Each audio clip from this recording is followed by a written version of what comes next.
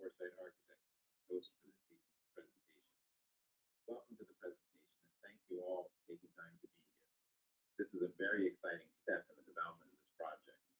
You'll hear many details of the proposed design, but please keep in mind that this is not the final design. We still need your input, which is why you are all here today. It's important to remember that the construction of a new church building is more than a matter of finances, floor plans, fixtures, and furnishings. It's also a matter of building and renewing the church community. Prayer is one of the best ways to do that, especially in this time of social distancing. With that in mind, I've asked Father John to lead us in an opening prayer for today's presentation. Thank you, Jim. In the name of the Father, and of the Son, and of the Holy Spirit. As we near the conclusion of our Advent journey and enter into the mystery of the Incarnation, which we will celebrate in just a few days, we ask for God's grace during this sacred time. We ask Him to send us the gift of His Holy Spirit to help guide us and encourage us as we build a sacred space for our worship together as the people of God, called to form the Church of the Most Blessed Sacrament. As we pray for our world and our nation and this local community, through the intercession of Mary, our good mother, may the Christ of Christmas, our Eucharistic Lord, strengthen our faith, renew our hope, and challenge us to live as He did. Through Christ our Lord. Amen. In the name of the Father, and of the Son, and of the Holy Spirit. Amen. A word of welcome to all of you who are joining us for this virtual presentation. We are delighted that so many are participating. Our parish committee has been working diligently and with much care to lead us through the process of building a church. And there are several components to this, and I'm very proud and thankful for all that the committee has accomplished. They truly have been co-responsible stewards for a project of such great magnitude. It is my honor to introduce to you now the chair of our committee, Mr. Frank Pavona, who will present to us an overview of the process so far and what will be covered in today's virtual meeting. Frank, welcome. Thank you, Father. I am Frank Pavona, chair of the core committee to rebuild MBS Church. When we started this endeavor about a year ago, we knew it would be a long and difficult process. We also knew we would need a team of dedicated parishioners with talents to get the job done, and we have just that. Our core committee is made up of Kevin Boswell, Marianne Clark, Andy DeVecchio, Nick Gentile, and Brian McCauley. And our general committee, Doreen Malagia, Ernie Behrens, Barry Donnelly, Stephen Plank, Peter McBride, Chris Morrow, and Paul Palmieri. It's a great group of people, and we're doing a great job. As you pass the church and see no signs of construction and an empty site, you may conclude that not much is being done. In fact, the committee has been very busy this past 12 months. We've made great progress on several fronts. We are now poised to take the next steps in the rebuilding process. Tonight, we will bring you up to speed on all that's happened and the plans for the future. You did receive a correspondence on 12/11, which outlines the events of the last year, and it's pretty detailed, so I'll assume that you've read it, but here are some of the highlights. We started all of these efforts immediately and worked on each of them sort of simultaneously after the fire. The insurance process, again, we started that in early January.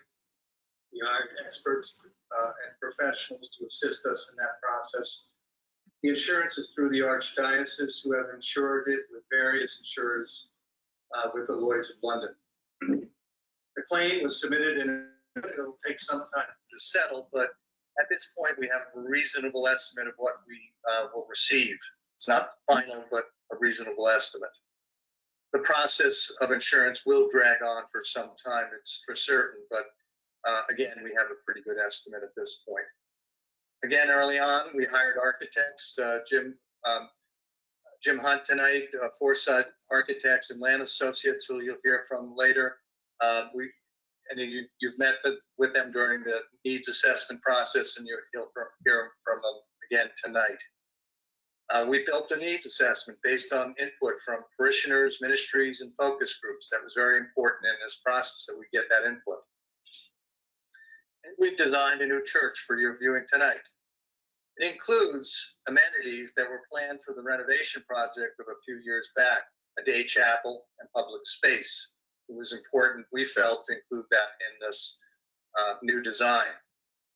We've also established a budget, even though it's just an estimate at this point, at this stage, and I will go through that a bit later in this presentation. And lastly, we established a development committee to bridge the funding gap needed to complete the project. So I'd like to now bring it back to Jim Hunt of Foresight Architects, who will take you through our needs assessment review and then a detailed walkthrough our proposed design. Before we get started, I'd just like to go over what the agenda is for this evening, so you know you'll be prepared. I'm going to first review the parish needs that we developed during the needs assessment, because that was sort of the measuring stick that we used for the design. Then we will present the design for the new church. Frank will come back and talk about the budget. Then we're going to take a short break where you will be able to submit questions for the team to answer. Then we will answer the questions, and then after we're done with that, this is toward the end of the presentation, we'll have a consensus poll to see if we're all in agreement on what's been presented. So please stay through to the end of the presentation so that you can participate in that poll, because you can only participate if you stay in the webinar. And then finally, Father will do some concluding remarks and closing prayer. So again, the parish needs assessment report identified essentially 7 major needs, and I'm just going to go through briefly because you're all familiar with them. The one was to continue to foster a sense of community and welcoming by maintaining the original circular seating arrangement. That seemed to be pretty much the most universally agreed upon parish need. Many people asked that we provide more natural light in the new church, include a generous gathering space, avoid a modern design for the building, and finally do a better job of meeting the needs of the disabled and elderly parishioners, as well as those of families with young children. People also asked that the design of the layout of the church should reflect the name of the church by providing a more prominent location for the tabernacle. And finally, they asked that it reflect the history of the building that was lost to fire in some way having to do with the bells, which were the only things that survived the fire. So those were the goals of the project, were to meet these needs. Now, in addition to the needs that the parish developed, we had other guidelines that we had to use, and those were liturgical guidelines that are put forth by the church and the diocese. And this document, called Built to Living Stones, was our primary reference document. Virtually every meeting, we were looking through some portion of this document to look for guidance for how we should proceed.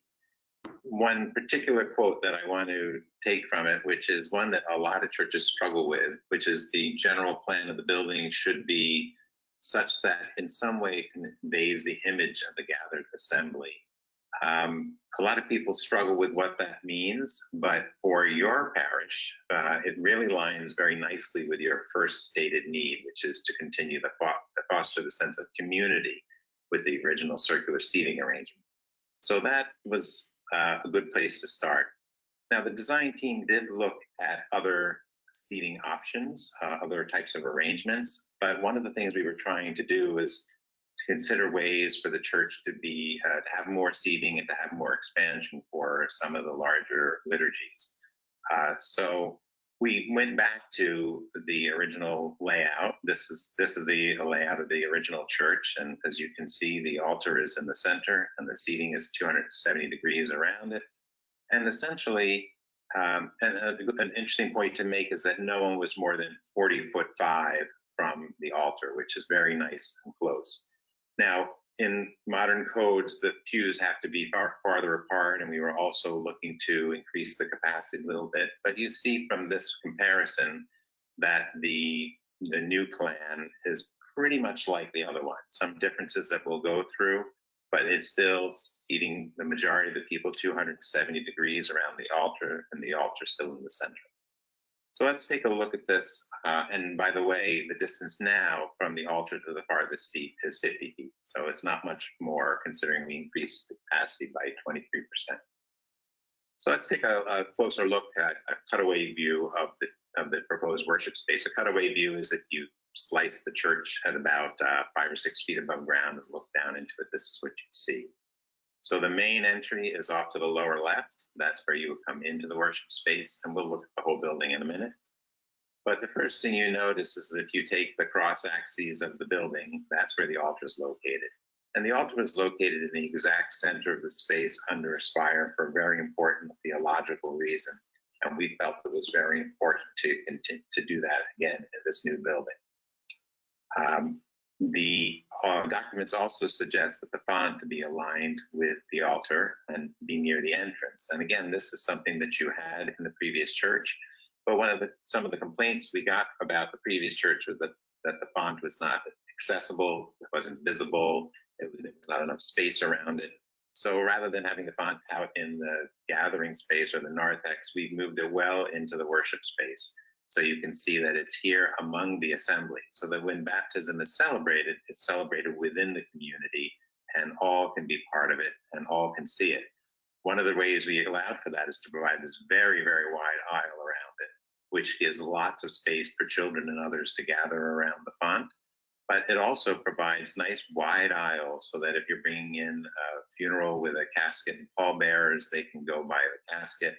Or if a bride is coming down the aisle, there's plenty of room without having to step around the font. So a lot of advantages to this wide aisle. In fact, the other aisles are also pretty wide to allow for more gracious movement in the space. And then importantly, the tabernacle is also on the same axis in its own reservation chapel. So while you always had a reservation chapel, it wasn't visible from the main entrance, and now will be, with some sort of transparency between the reservation chapel and the main space. And that is an enclosed room where there will be space for 4 people to kneel or sit and pray. The altar platform is larger than the original one to give us more room to work with. The other one was rather small. It's elevated 15 inches above the floor so that everyone can see. That's a little higher than the old one. And this one is handicapped accessible by the means of this curved walkway around the back. It's very, very shallow slope, so it doesn't even qualify as a ramp, which is why there won't be handrails on it, but there will be curbs on it to keep people from falling off the edges of either the platform or the walkway. And the ambo is set a little farther back from the center line on that platform so that it can better engage with the people on the sides.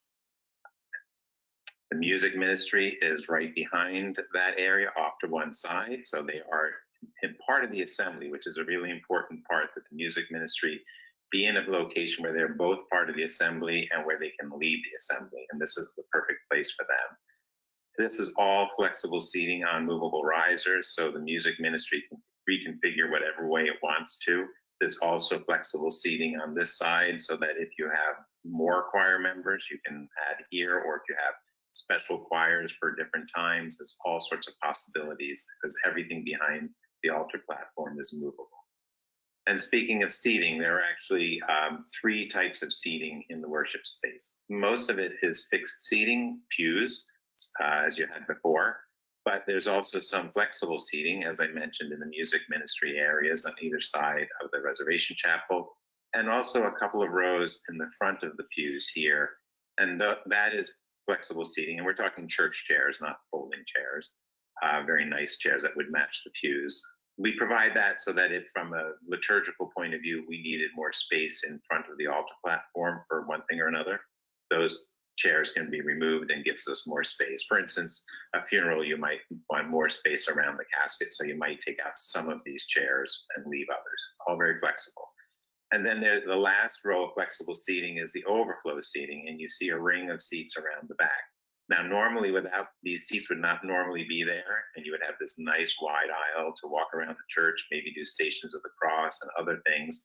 But when they are there, they're still part of the assembly, and there's still a generous aisle. It's still a 5-foot aisle around them. So there's plenty of room for everybody in the church. Now, let me just talk for a minute about the seating capacity and how we came up with that. First of all, the thing to know is it's a little bit hard to calculate seating when you're talking about sitting in pews because obviously there's no specific width.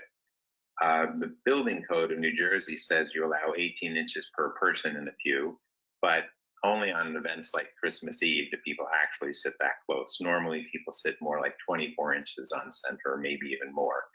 So what we did is we calculated it both numbers just to give you the range, the code maximum, and what we think is sort of the normal seating capacity.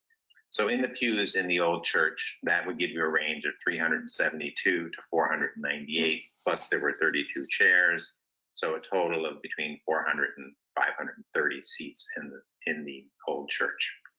In the proposed space, we have just about the same number in pews. We have between 392 and 523, just a little bit more, but we have a lot more flexible seating, as you saw in the diagram that I just showed you, which is 94. So that allows us to get a number more people in the church. And then we have overflow seating of 118 seats, which I'm going to show you in a moment. So that brings us to a total of 696 to 827 seats for worship. And you might ask, why so many seats? Well, we looked at all of the church keeps very careful records of the attendance, and we looked back at the last few years at the First Communion and Confirmation Masses, and typically there's between 660 to 650 people at each of those liturgies.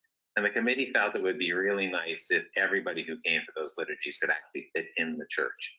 And you can see that with the combination of the fixed seating and the flexible seating, and some of the overflow seating is in this church and some of it isn't, we would actually get up to that number.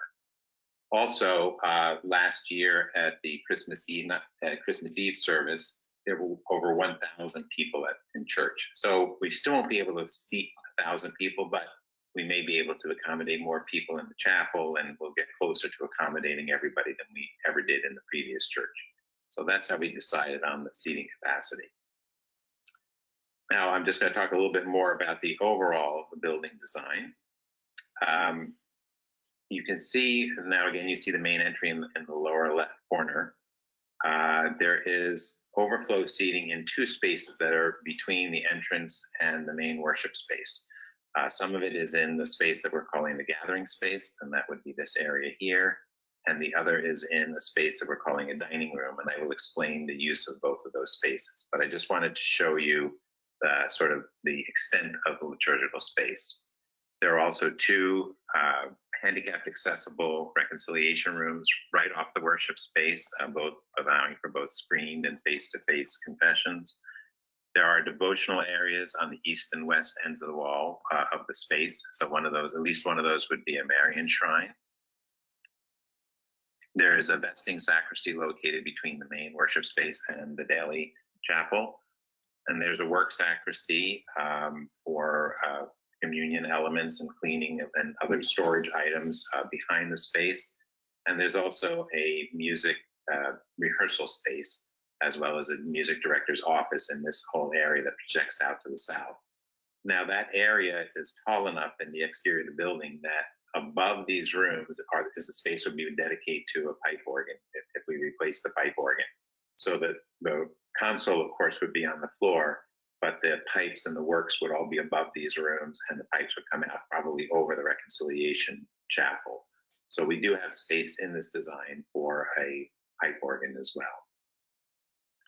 Pulling back a little bit farther, you can see now this gathering space. So as you come into the room, as you come into the church under the bell tower, which we'll talk about in a little bit, there's this big wide open space that has lots of room for lots of things. There's places to sit and rest, there's places to chat, there's places to set up tables for selling things. It's a very big, open, flexible space with a lot of natural light coming into the space. And between it and the worship space would normally be glass partitions or doors of some type. But when we need to use this space as an overflow space, those partitions would be able to be moved out of the way to really tie these two rooms together so that the people sitting in this space would really feel part of the assembly.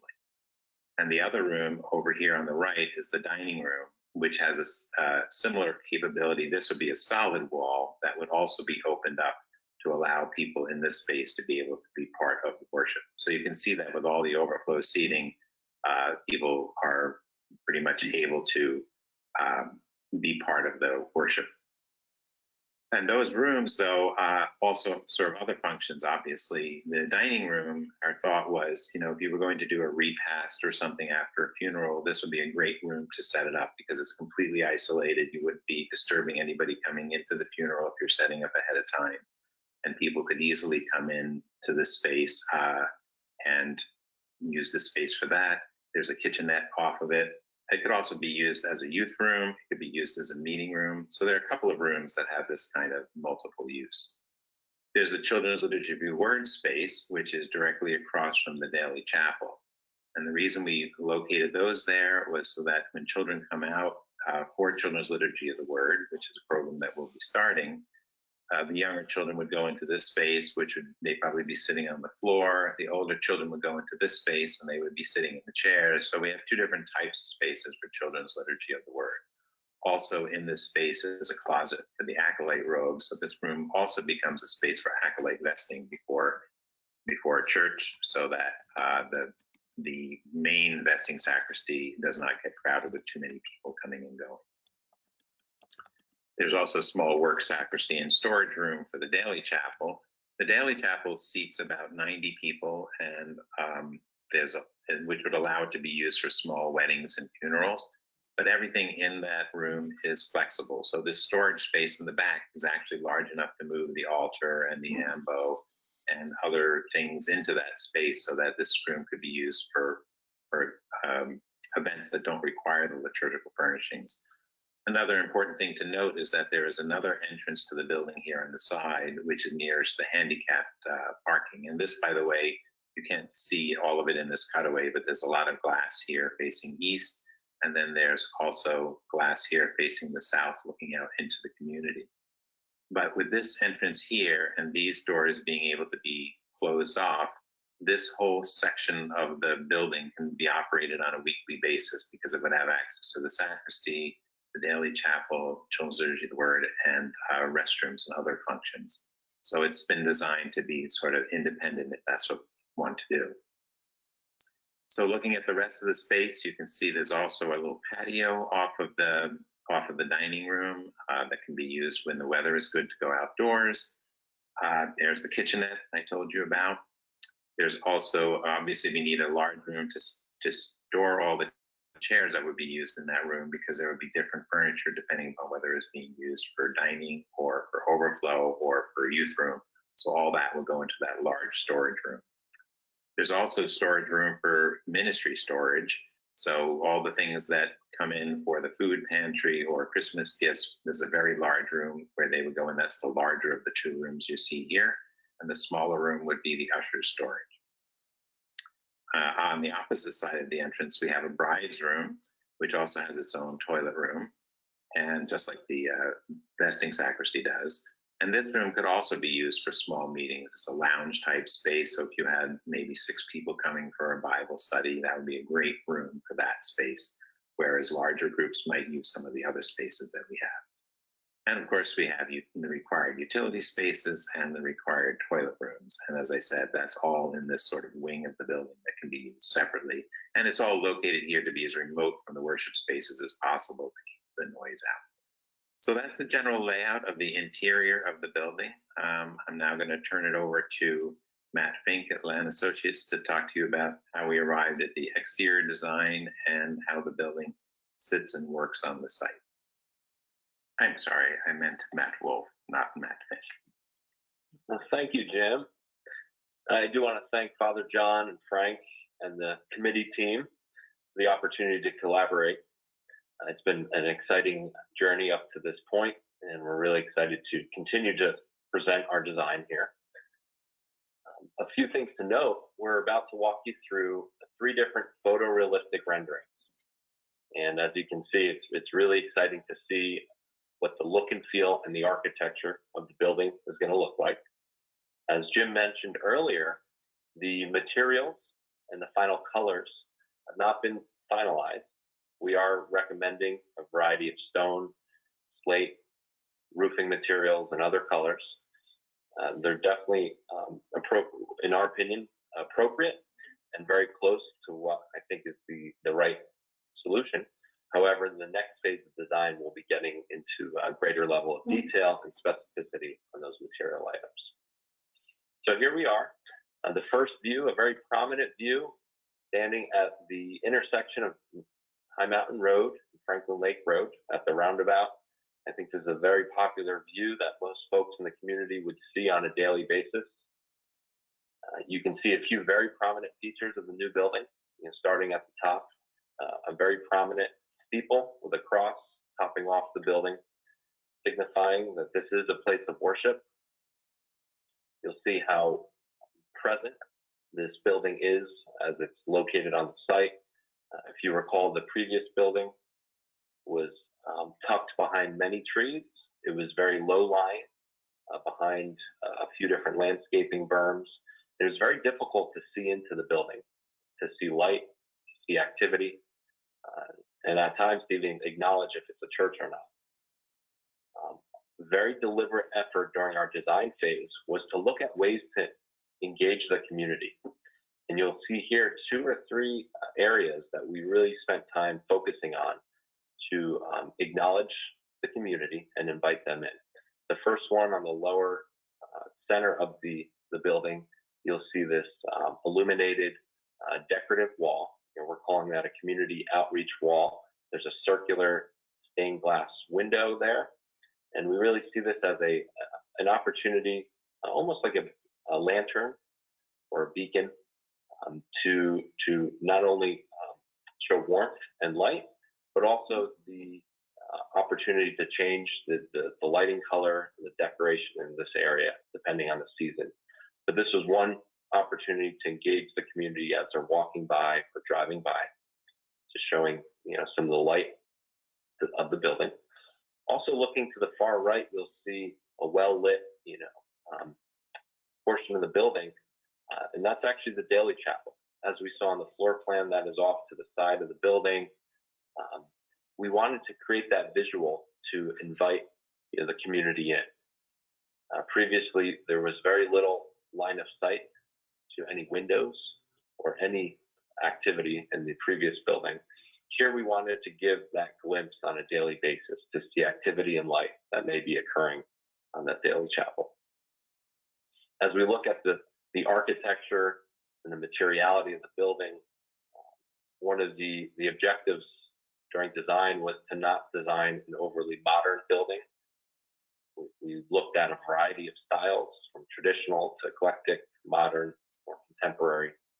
And the team really landed on what we believe to be the appropriate balance of taking traditional materials that stand the test of time, like stone, slate, and marrying that to a really good balance of contemporary and familiar architectural elements.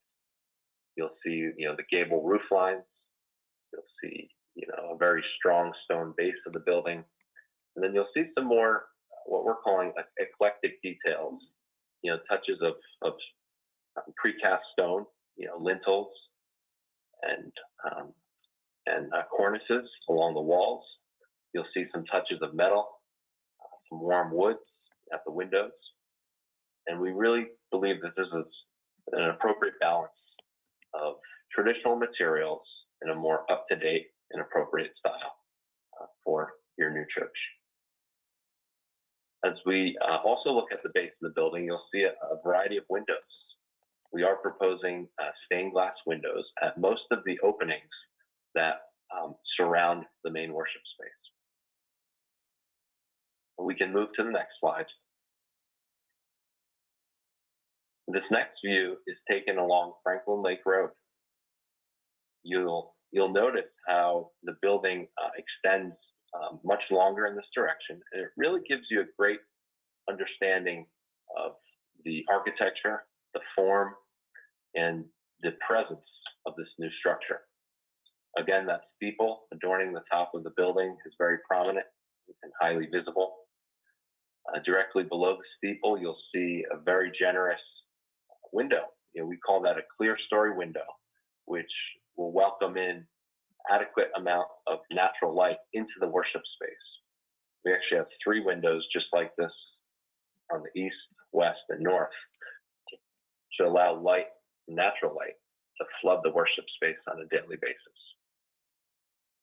As you move down the building, you'll see along the base of the building, again, the natural stone material, the stained glass windows. You'll notice some circular windows, decorative windows in areas of reflection. On the right side is where the daily chapel will occur.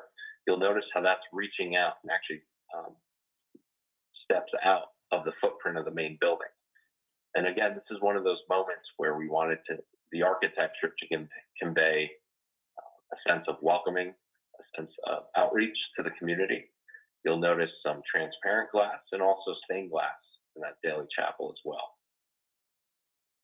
On the far right, you'll notice some people congregating. On the right side of the building is a secondary entrance to provide direct access to the daily chapel. It's also a drop-off point for the elderly or handicapped visitors. There's also some additional parking we're proposing, which we'll see momentarily as we look at the site plan. As I mentioned earlier, the materials used, the natural stone along the base of the building, some precast stone ornament at the heads of the windows. You'll notice some metal, some warm metals along the fascia of the building. And we're also proposing a slate material, which is a very durable material at the upper vertical walls along the roof lines. Let's go to the next rendering, please. And here's a very exciting view. We look now from the parking lot, looking at the main entrance of the building. This is the view that every parishioner would experience as they approach the new building. Again, there's a few very prominent features. The steeple high up in the background. As you see the roof line step down to a more intimate pedestrian scale, you'll notice the new bell tower. This was one of those hot topics that we explored many different options. We looked at preserving the original tower. We looked at reinventing a brand new tower.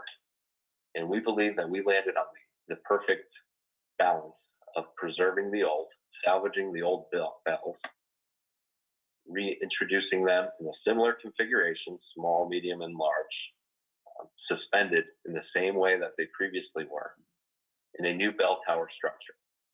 And what's really exciting about this is not only the visual and audible connection that every parishioner would have as they approach the building, but you also get to engage and walk under that bell tower at the front doors.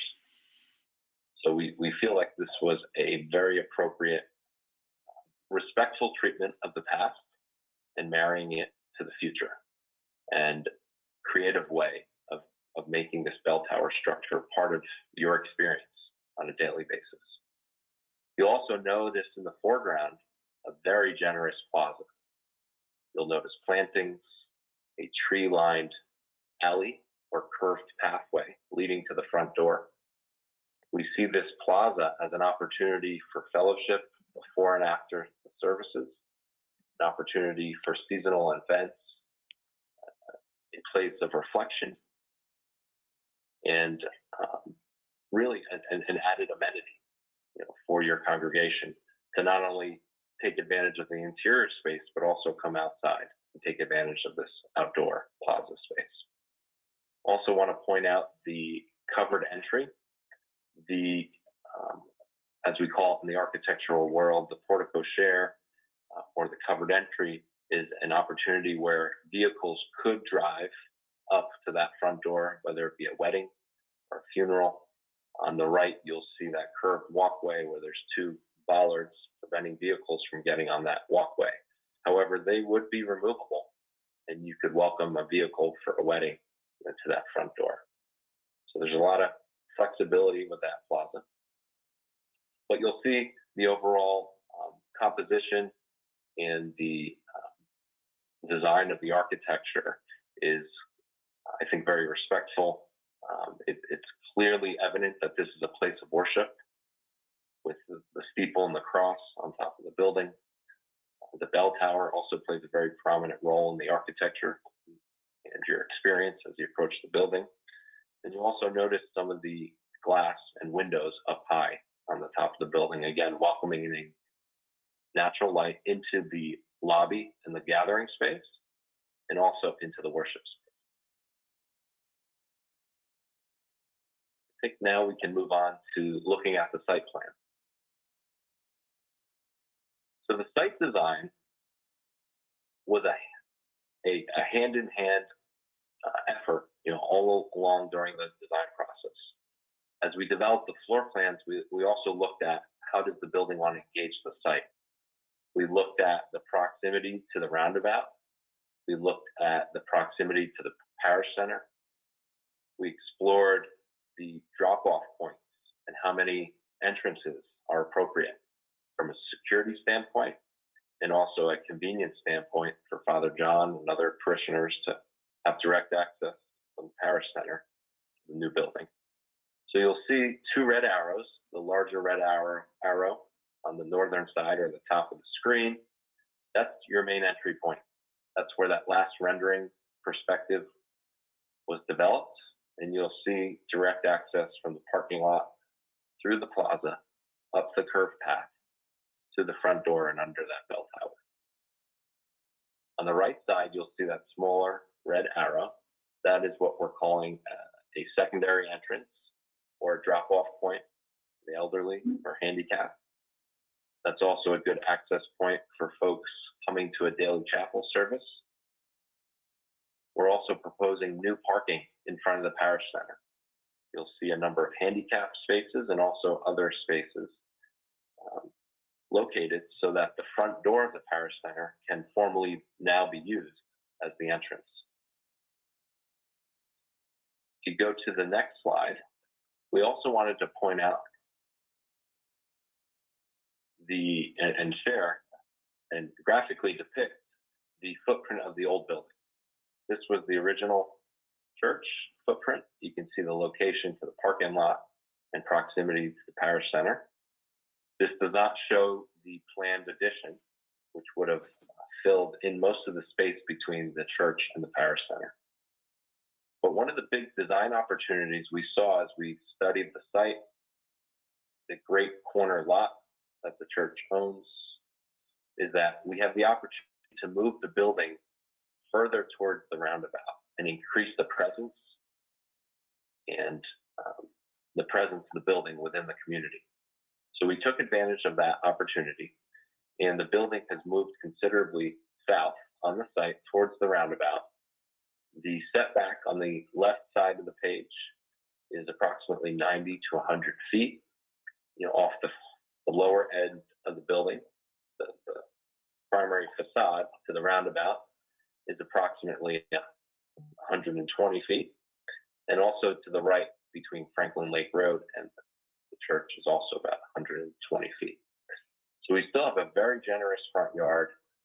However, we are taking advantage of the opportunity to push the building down out into a more prominent location to engage the community, to show life, to give a glimpse into the worship space, whether it be through stained glass or other visible windows and vanishing points. As we zoom in here, you can have a better look of the northern plaza, the main entry plaza. On the center upper portion of the page, you can see the semicircular profile of the entrance path. You can see the paved plaza area. That would be pavers. There would be some planting beds and some trees, but the majority of that plaza would be occupiable with a paving hardscaped surface. On the right side, you can also see the secondary drop-off and semicircular driveway. So folks could come down there, drop off at that entrance, and then turn back and park in the larger lot. And also on the left side of the plan is that patio Jim mentioned earlier, which is directly off of the dining room. You can see how that is partially shielded by trees, but also visible to those walking by or driving by in High Mountain. Again, we wanted to create this semi-private yet visible series of spaces, outdoor spaces, for the church to use so that you can meet with the youth or an event outside, and also have presence in the community. In conclusion, as we wrap up looking at the exterior, as we've looked at the site plan here, I think a few things are evident. You know, the presence in the community is enhanced, you know, many times over from the previous design of the old church, just due to the nature of pushing the building out into the site, creating more transparency. The idea of a beacon of light, you know, comes to mind, and there's definitely a lot of moments of bursts of light and opportunity to see the life and energy coming from the new church. So at this point, I would like to pass it over to Frank as we transition to the next topic.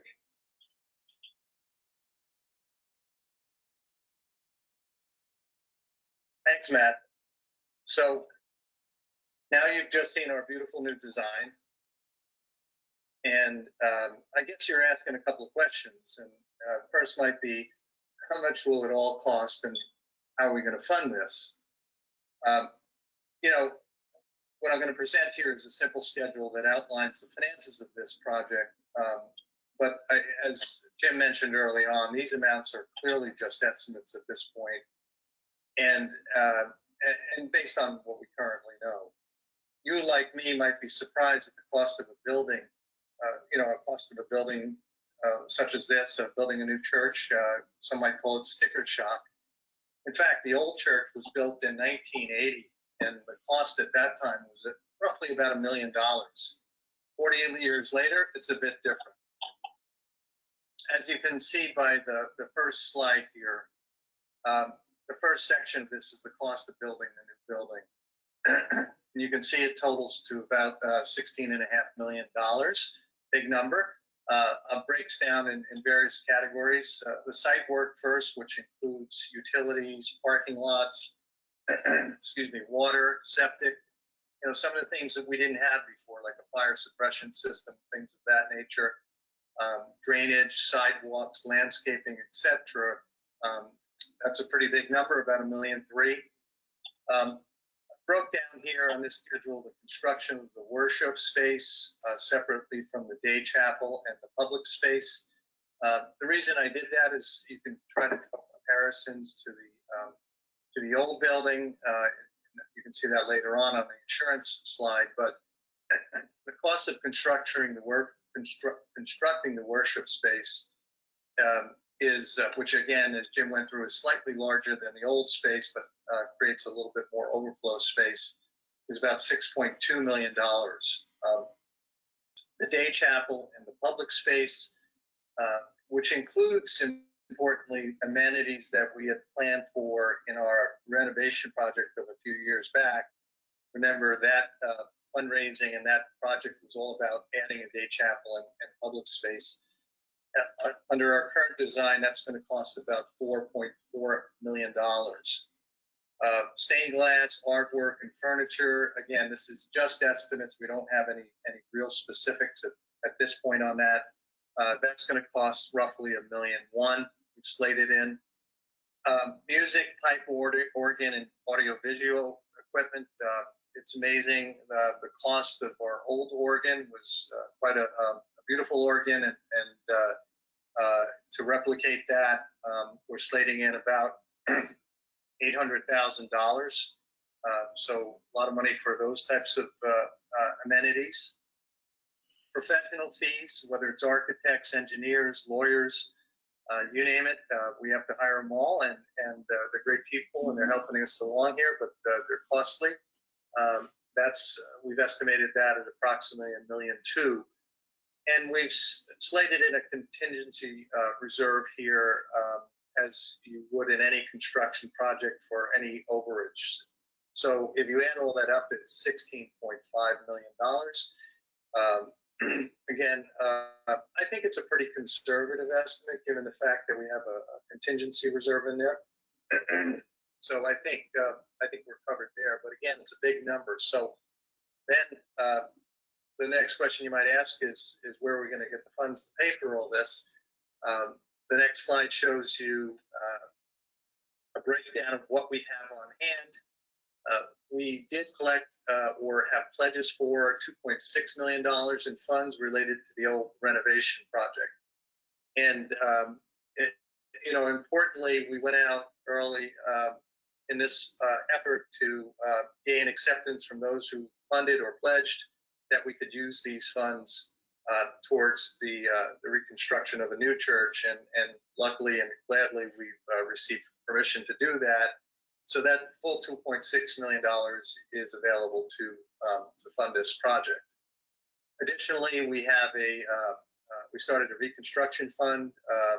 Really haven't done a campaign around that, but we've been lucky enough to collect about $400,000 of newly donated funds. So if we add those two together, we have roughly $3 million on hand or in the form of pledges. The insurance claim is a big component of what we're going to do here in terms of funding. What you see in front of you on this slide totals $9.5 million. This is an estimate. Importantly, this is an estimate of what we think we will receive, not what we've claimed. We've claimed a bigger number. So what we've claimed is the total replacement cost at today's rates and with today's required code upgrades. For example, you didn't need a fire suppression system in the old building in 1980. We certainly do so now, not to mention other things like handicap accessible, bigger bathrooms, more spacing between pews and things of that. That ramps up the cost in a pretty big way. So we've claimed that as well. And various other things, and I've broken down the various things we've claimed: pipe organs, contents, etc., professional fees, business interruption for money lost for weddings and funerals and all those kinds of things. But because of policy limitations and exclusions, I think it's important to note that we may not get the full recovery. So again, this is an estimate this time, and we're going to update it as we go, and it could take some time before we have final resolution on this. But I think we have, again, a pretty good estimate of where we're going to come out. The last line in this on this slide it totals up everything. So just to go through it, $16.5 million to build the church. We have $3 million on hand. We assume we're getting $9.5 million from insurance. That leaves us a gap, what we're calling a funding gap, based on these estimates of up to $4 million. If we do better in insurance, we might have to narrow that a bit, but we're guessing right now $4 million.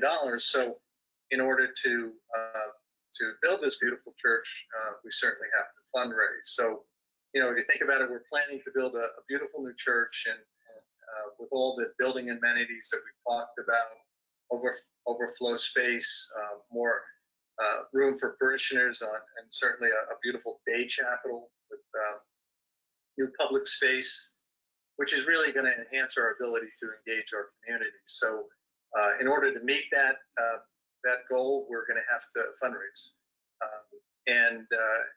Along those lines, what we've done is we've already formed a development committee, and that's going to be led by Brian McCauley, who at this point I will hand off to give you a full overview or a brief overview of that process. Brian?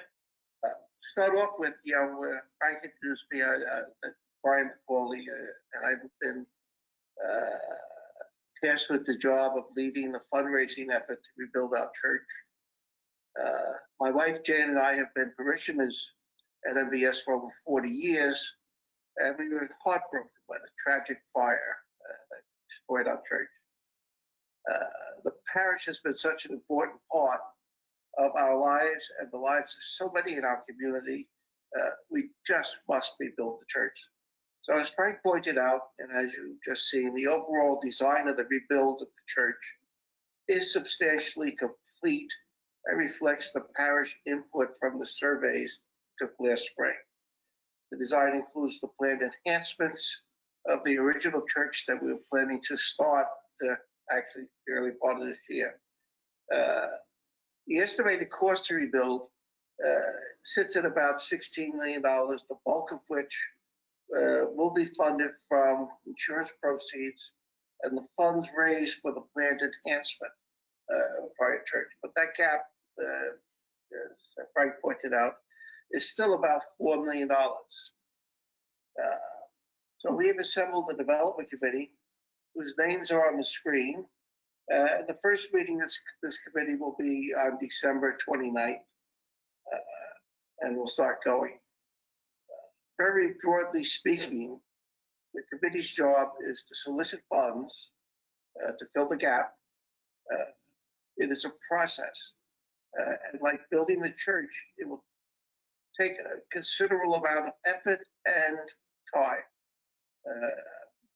probably a year or more to achieve our goals. Especially in this COVID-19 environment, you'll have to get creative to get our job done. On the screen is a broad overview of the process that we'll be going through. There are a lot of materials to develop. We have to get updated information, a little more firm on the insurance and the cost of construction, and that will be coming in the first couple of months, I hope. We've got to identify some creative fundraising opportunities. When you look at the COVID-19 restrictions on meetings and so forth, traditional fundraising, you go, you visit people, you sit down with them, you give them the project, explain what it is and how important it is. But it's going to be a little bit different, and this is what the committee is going to have to come up with, is the creative way to approach these fundraising efforts. We're going to try to identify and solicit potential donors outside the parish community as well. There's archdiocese support that we'll be looking for. We're working with the archdiocese fundraising people to approach others who would be like-minded in supporting this church. Local businesses, foundations and trusts and so forth are going to be what we need to kind of fill this gap. So I would hope that all of you will join in this effort by responding generously when a committee member reaches out to you. The committee members will get together on December 29th. And from then on, you start to get reports about what we're doing. All right. First one is, will the Archdiocese contribute capital? The answer to this is we don't know yet. We obviously, every step of the way we go through the Archdiocese because we need approval on certain things.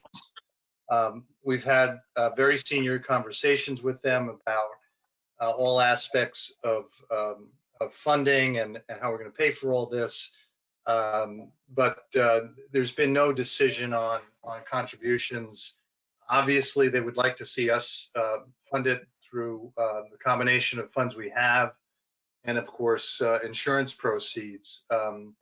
But again, we haven't broached that subject with them. So, okay, next question or next comment. If we have 12 million in funds, why not build a cheaper church ahead of schedule? So it's a good question. I don't think the schedule has much to do with it. We're not waiting. One of the things we decided to do early on was to move on dual paths, meaning do the insurance and the building design at the same time. So I don't think any of this has, the cost of the church has anything to do with the schedule. We do have the funds on hand to get started here and begin the building process, and there's a reason to believe that a substantial amount of the insurance proceeds can be achieved fairly early on too. So if the question is why not build a smaller church or a cheaper church, which equates to smaller, think the issue there gets to the fact that we wanted to build the same worship space that we had before, and then include the funds that we got before for the renovation and expansion project, because we wanted to make sure those amenities were there as well. And part of our agreement with those who pledged in the past, paid and pledged in the past, was that those amenities would be included in the new church. Okay, would it be possible to sell off some of the property behind the school to offset our funding deficit? I guess, anything is possible. I happen to know, based on my other position, that there's a requirement for a certain amount of acres in Franklin Lakes for house of worship. I think to get back there, that space is, I guess, buildable, but it would take away from certainly it'd be a hard spot to get to and such, and I'm not sure that's feasible given what we're doing. Something to consider, but again, that's not been our approach thus far. Why is the insurance claim taking so long? I'm sorry for the chuckle there, but it's we have a great team working on that. Marianne Clark and Nick Gentile and myself and others. We've been, Andy DeVecchio has been a big help on this as well. It's a complicated process. This is a major claim. It's a total loss. Basically it's trying to reestablish what it would cost to rebuild that old building at today's prices and under today's codes. And it's just, any claim of this magnitude is going to take a long period of time. That's just the nature of insurance. This is not Allstate or Progressive that, they'll have a check for you the next day. There's going to be an argument. There is an argument over, what the claim should be. We have a view and the insurers have a view, and we're going to argue over this, and it's going to take a while. Having said that, we're going to push through and try to minimize that time and maximize what we get. Wonderful presentation. Thank you. My question is, if the financial goals are not met, what is the process for what will be cut and in what order? With a $4 million shortfall, has the committee looked into ways to reduce costs? So, yeah, I don't think you go into a project like this without, secondary plans, or we want to build the church that we've designed. We're very excited about it, and we think raising $4 million is feasible. Sounds like a lot of money. It is a lot of money. If we're not able, I get a couple alternatives here. One is we may get more insurance money than what I put in the schedule, so that the shortfall might be less than $4 million. And I guess the other side of it is if we fall short of raising $4 million in terms of fundraising, clearly we would have to look in ways to re-engineer and save some money, and that would probably be at the loss of some public space and certain amenities. So yeah, we haven't done that work yet, but we clearly have that option. But our goal is not to downsize it at this point. We think we can do what we've designed. During the previous capital campaign, funding was collected over a period of 3 years. Is that the case here, or is there a funding deadline? I think the issue there is, let me just explain quickly that the next stage in our process is doing a deeper dive into the design process and creating things like bid documents and getting approvals for building and such, planning documents. And that could take a couple of months for sure. The actual construction process will take upwards to 18 months. Could be less, but I think a conservative estimate. So we have to have funding over that period of time, you know, and fundraising over hopefully a shorter period of time. But that's also where we would look to the Archdiocese for help in terms of any kind of bridge that we would need there. Last question that I see, well, there's more. Will the parish center exterior be renovated too? Right now, there are no plans to do any material renovations to the exterior or interior, for that matter, of the parish center. You did see that we're adding a parking lot to the front of the building. It's clear that the parish center needs, you know, some facelifting, but that's not in this plan at this point in time. Is there an estimated time of construction beginning? Again, and the next question is, when might the church be finished? Realistically, we're talking well into 2022 for the project to be finished. That assumes that you know, we get approval on this design, which we have from the Archdiocese. It assumes that we get approval on the bids from the Archdiocese in a couple of months, and it assumes we get a shovel in the ground in the spring, and then we could be, you know, midway to second half of 2022 to be finished. I'm told, I'm not an expert in these things, but I'm told it takes that much time to build something of this magnitude. Yeah, you know, Brian McCauley, I don't know if Brian's here, but I think Brian outlined. Are you there, Brian? Yeah, I'm here, and I think that the answer to that is there probably will be opportunities, but they will be limited. That's something that really Father John will be probably most instrumental in saying what kind of opportunities we might have. But that is one of the things that the committee will be looking at and discussing with Father John to see what we can do that's going to help raise more significant amounts of funds. For instance, one of the things that we will be considering is there are a lot of people who used to live in Franklin Lakes and have moved away, have been parishioners and so forth, and reaching out to former parishioners, I think, is going to be a part of the project that we take on. Well, the insurance claim in total, and you know, there are various components of that insurance claim, but the bulk of it was about $13.1 million that we submitted, and you might see in the schedule I've submitted to you tonight.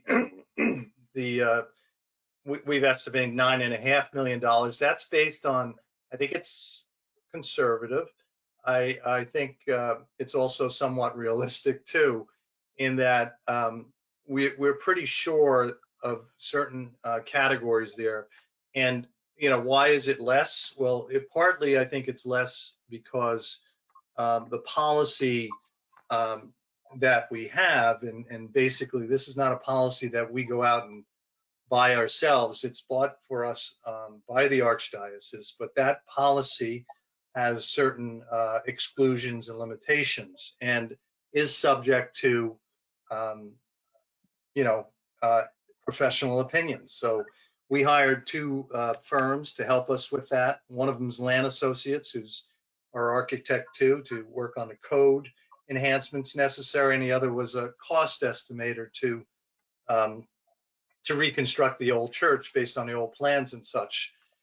So we have our number, they have their number, and I can tell you since June 2nd, we have been discussing that number with them and negotiating every step of the way. So again, you know, we may get considerably more than $9.5 million, or, you know, I guess it's even possible we could get less. But you know, I would think at a bare minimum we should get what I'm suggesting there.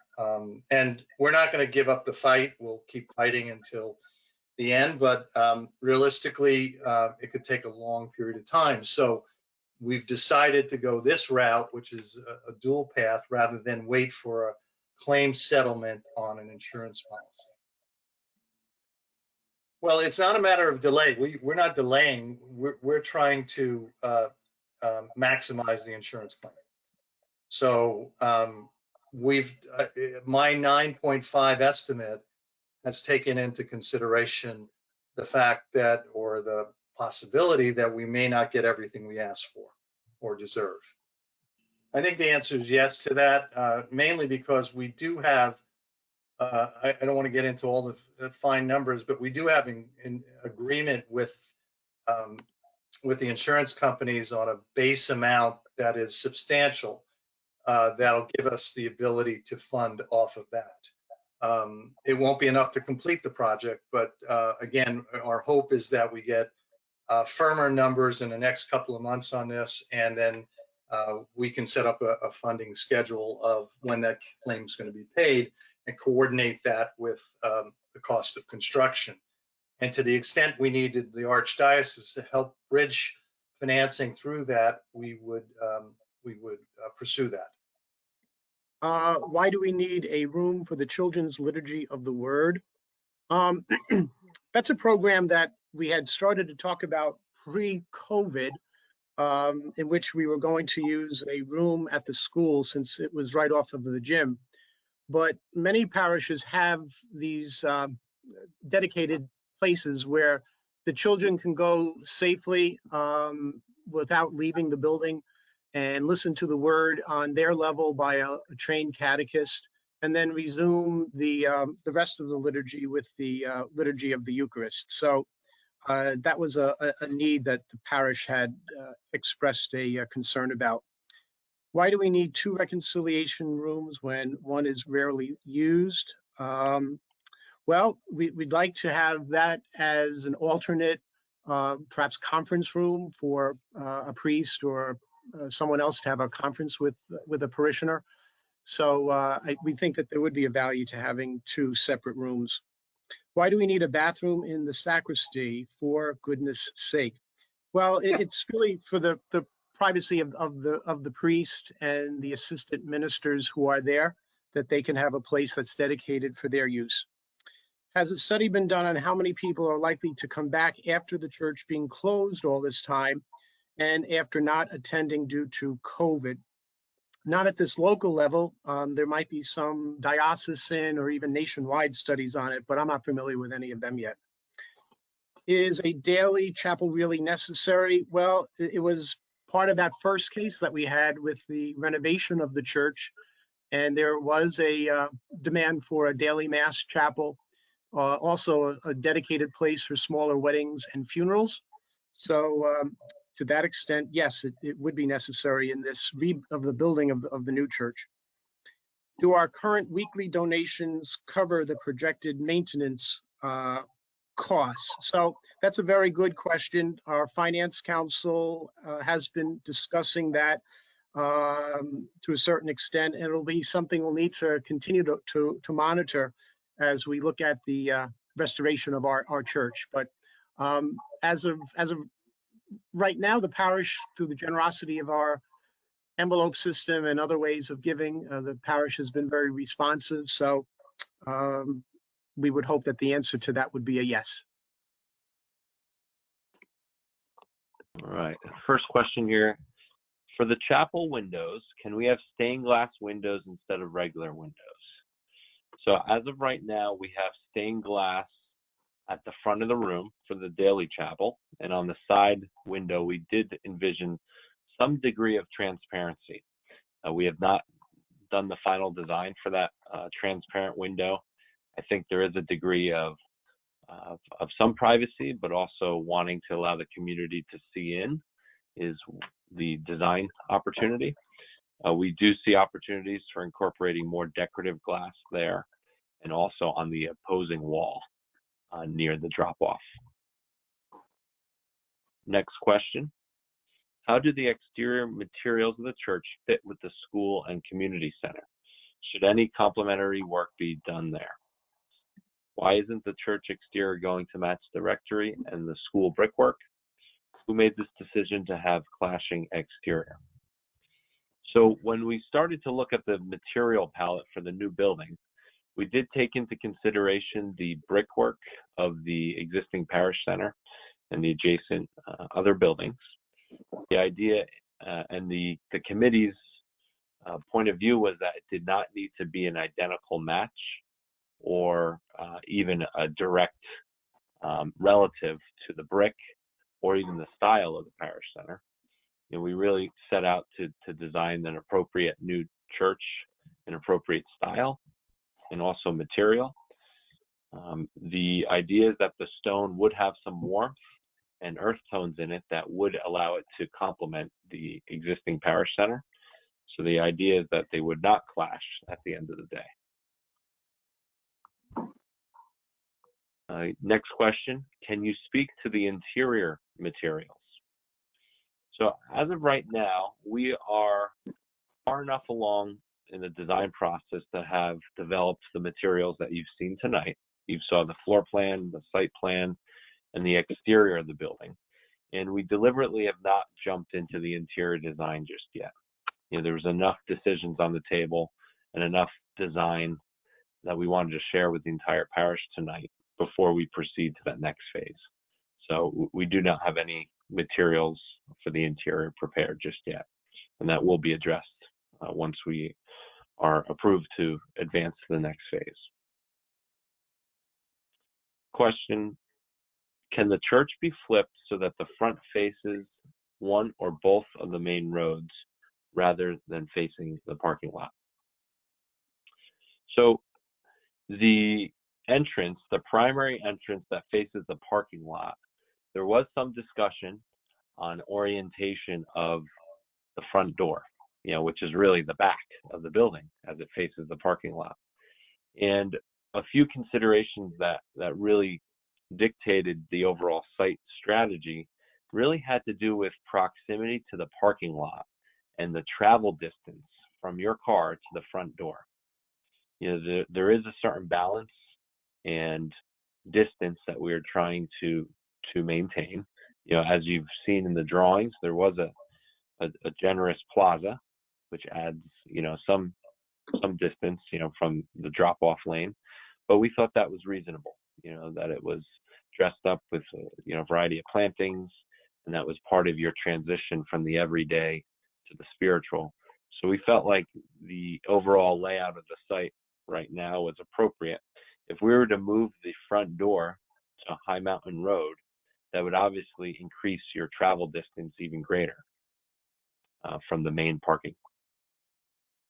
So that was, really, dictated by travel distance and proximity to the majority of parking. And this also does talk to the point of the front door is really the back of the building. And that's why we deliberately created these, what we called community engagement walls, or opportunities to bring light to the community, whether it's through a decorative stained glass window or a feature wall or a degree of transparency into the daily chapel. Each of those moments creates a potential visual connection with the community and the parish. Next question. Will the bell tower be a working bell tower with the ability to ring the bells? So the bell tower, we do currently have the opportunity to create a working bell tower. We have not worked through all those details just yet. There will be likely a movable clapper or degree of movement to the bell to actually ring the bell, and then there will be a series of speakers to amplify the sound. So those details have not been worked out yet, but there will be enhancements so that those bells do function to some degree, and then also we amplify the sound. Next question. Do you consider alternative locations for the bell tower? If so, what are they? So like we mentioned in the presentation, the bell tower was hot topic where we did spend a considerable amount of time looking at multiple options of keeping it in its current form as you see it standing right now. We looked at keeping it in its location but reinventing it.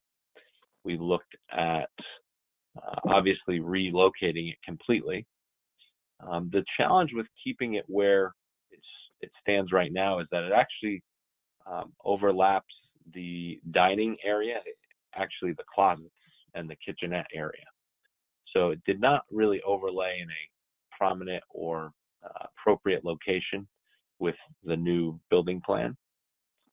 The building committee agreed that we should not let the existing bell tower dictate the optimal layout and plan of the new building.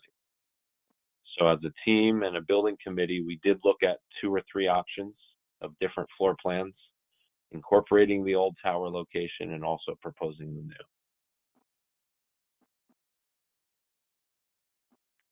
Let's see, next question. The view from High Mountain Road and the existing floor plan do not match. There are no entry doors and patio. There was no view from High Mountain Road.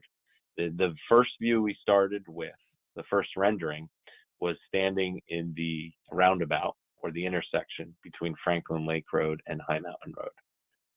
So we started at the intersection, then we went to the right up Franklin Lake Road, and then we went behind the building to see the main entrance. The next one, this church is huge. How much will maintenance cost? So the building is larger than your existing and previous church. Factor in the intended addition that you guys were planning. The building is slightly larger than the original footprint and the addition footprint. And the primary reasons were the additional programmatic spaces and the additional needs to support, current and future ministries. As far as the maintenance goes, we curve, I think Father John may have mentioned as far as giving and future operating expenses, there's a team that will be looking at that.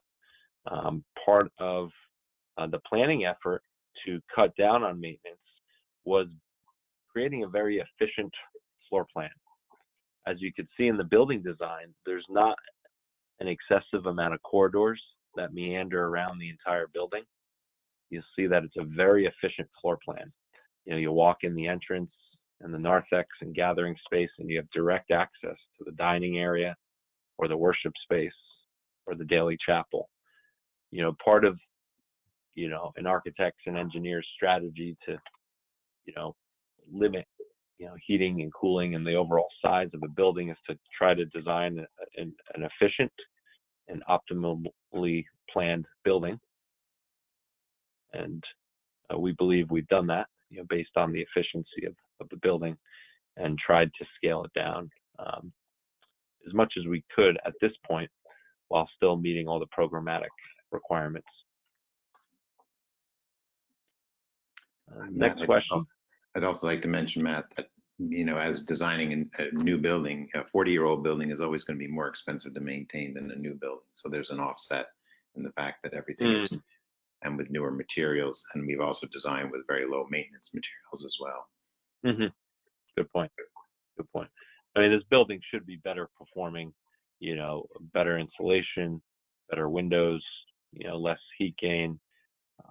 It is going to be more of and the energy codes are more stringent nowadays, so it will be a better performing building.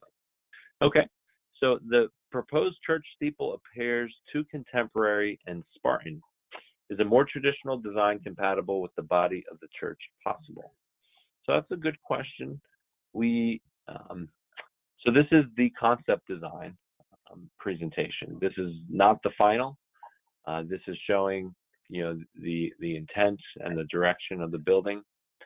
We can certainly take that into consideration, as we develop the further detailing of the steeple and also the bell tower. So I think looking at that is certainly an option as we advance the next phase. Next question, will any of the bricks from the old bell tower be used in any of the design? And are the bells safe in the open air? So I think there is an opportunity to salvage some of the old brickwork. Right now, there's no intentional way to incorporate it into the new design as far as the interiors, but that's certainly a detail and an opportunity we can explore. As you guys know, the tower is still standing. There's a way to carefully demolish or selectively demolish and retain some of the existing brickwork. So I think that's something we can circle back with the committee and Father John to explore ways to salvage or save or use those bricks in a respectful way. Next question, is the decision to keep the old bell tower final? Architecturally, it seems a bit incongruous. So the decision, well, as the new design is proposing, is that the old bell tower would be demolished, would be removed in its entirety, and that the bells would be salvaged. Those bells, I believe, are over 100 years old. They were from another parish, I believe, in upstate New York. So there's some great history behind those bells. And we are looking to refurbish and reuse those bells, but in the new configuration, as you saw in the renderings. So the idea is to demolish the old tower, save the bells, and then redesign and recreate that bell tower in a more complementary manner with the new architecture. Next question, are there any additional emergency exits? So it's a balancing act with the building code and functionality as we look at emergency exits. The building code does dictate your travel distance out of the building, out of the worship space, and out of any of the ancillary spaces. So we are right now meeting the code requirements. And there's also a matter of security, as far as safety and security, concerns go. We don't want to have an excessive amount of access or entry points around the whole building. We did talk about that as a team and came to an agreement with Father John on what seemed manageable, just from a security and a facility management standpoint. So right now, we believe we have the appropriate amount of entrances and exits. Hi, the design looks great. I think the sidewalks are a great idea to invite the community and the parish to use the property better. Will these be included for the entire surrounding property as well as the main driveway off of High Mountain Road where overflow parking generally has existed? So I believe the answer is yes. I know Frank and the building committee has been very adamant about the desire for sidewalks around the perimeter of the property, around Franklin Lake and High Mountain Roads, and knowing that the overflow parking has been off of High Mountain, we do want to welcome people onto the property as well. So I think that would be a nice feature, have sidewalks leading in off of High Mountain to the building along the existing driveway. Next question. This is about the side/auxiliary parking and side entrance. Respectfully, the rush to get a handicap parking spot can resemble a chariot race. Think Spartacus on a Sunday morning. The side entrance only allows one way in and out in what seems like a small space. I worry that a handicapped person walking slowly could be at risk from the energetic drivers trying to compete for the last handicapped spot. Wonder if that auxiliary parking area could be one way, leaving from a different access point. That's a good, thoughtful question, and you're right. There will be a demand for those spaces. And we did look at creating a one-way entrance into that area and exiting to the far right of the parish center. And the concern with that was that then this could become a pass-through where that may welcome more people to cut through that area to exit the property after church. and we actually felt like there'd be more high traffic or activity through that area, making it a little more less protected area. So we designed the parking to have a sidewalk and at the front end, at the nose end of the cars where the parking stalls would occur. So you could get out of your car and then walk along the sidewalk without having to cross the street to get to that auxiliary entrance. So there was some thought and some care taken as we looked at those spaces. I think there will be, that demand, for those upfront spaces. There are also 8 to 12, I believe, other handicap parking stalls near the main entrance in the building as well, in the front few stalls, parking aisles in the larger parking lot. So there will be adequate, handicap spaces, throughout the parking areas. We had a lot of questions about the size of the building and the amount of space for gathering and meetings and so on.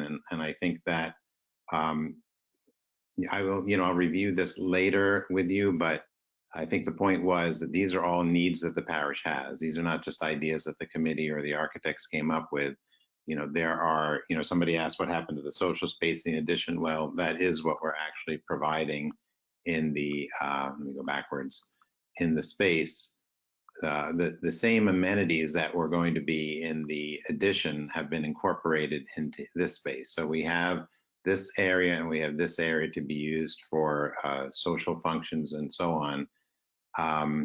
And like I said, Father explained the need for the Children's Liturgy of the Word and the chapel. I mean, these are all spaces that your parish has asked for and needs. And maybe you don't know that they need it, but these did not come out of thin air. If you go back and read the needs assessment report, you'll see that all of the things that are here are the same things that are in that report. There's also a specific question about the reservation chapel. I want to go back to that a little bit. Some people are concerned that it's not central in the church. Well, that's because the altar is the central focal point of the church, not the tabernacle. The liturgy is an action of the assembly, and the tabernacle is a place of reservation of the Blessed Sacrament. So the focus of the worship space should be the altar.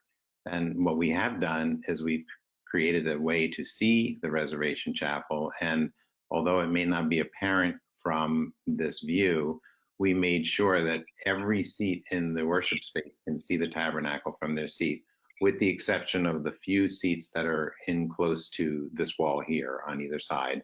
Those seats would not be able to see it because there's a wall in the way. But everyone else, which is what the documents require, is that the Blessed Sacrament Chapel, the tabernacle, be visible to all within the church. So it is, and some people ask, why is it partitioned off with glass? And that's really for two reasons. One, it allows for private prayer and meditation. So if you want to come into church before the worship service and spend some time in prayer in front of the Blessed Sacrament, we know that people talk and there's noise and so on, and this private space gives you a place to do that.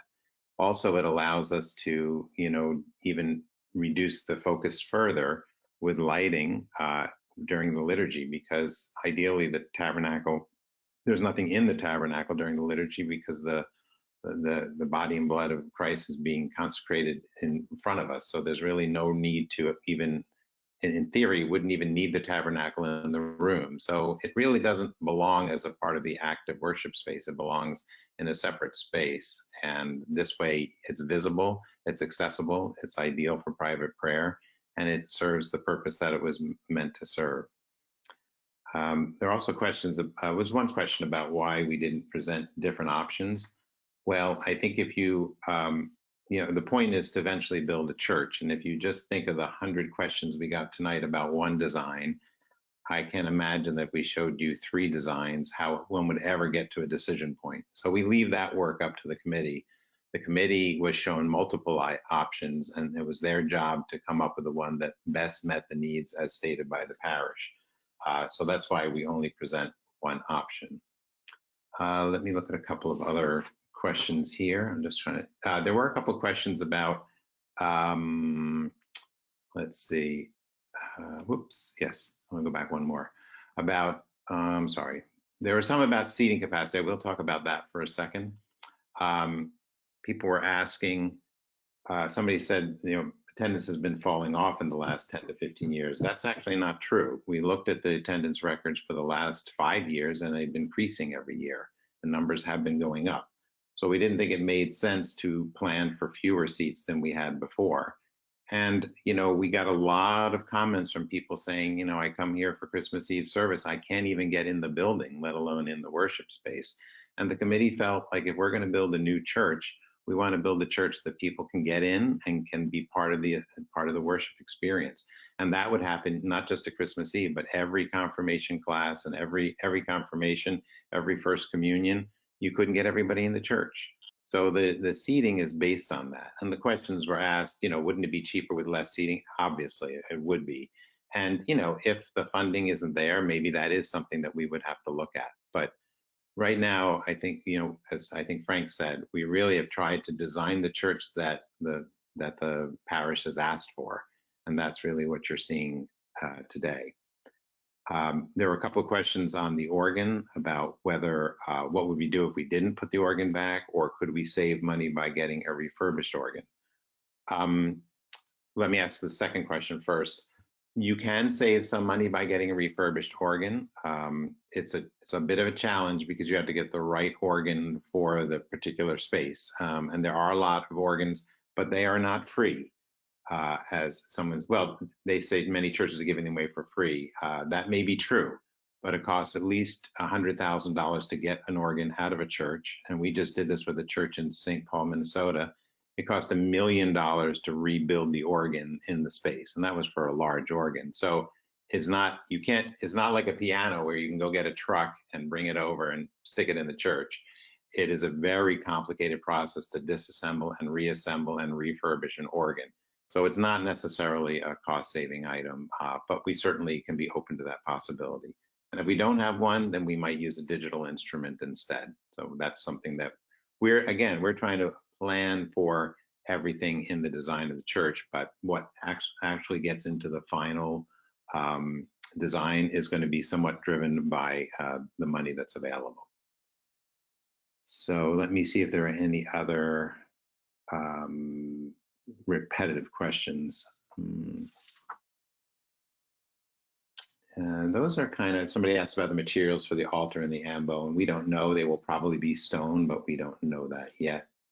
Somebody asked about lighting options. Yes, of course, there'll be a very good electric lighting system. We chose not to use skylights again because they seem to cause a lot of glare and some other issues. We carefully looked at how to bring light into the space in the way that would be most beneficial and would have the fewest drawbacks for people sitting in church. So I think what we're going to do is we're going to probably answer all these questions in writing since we have them all.